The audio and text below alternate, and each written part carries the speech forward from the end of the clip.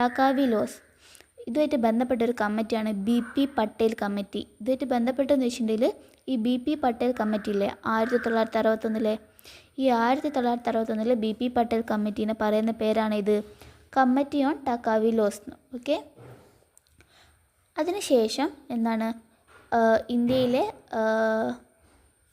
ഇന്ത്യയിലെ ഒരു agricultural credit society കൊണ്ടുവരണം എന്നുദ്ദേശിച്ചിട്ട് അതിനെക്കുറിച്ച് യൂറോപ്പിൽ പോയി പഠിക്കാൻ വേണ്ടി മദ്രാസ് ഗവൺമെൻറ് അപ്പോയിൻ്റ് ചെയ്തൊരു വ്യക്തിയാണ് ഇത് ഫെഡറിക് നിക്കോൾസൺ.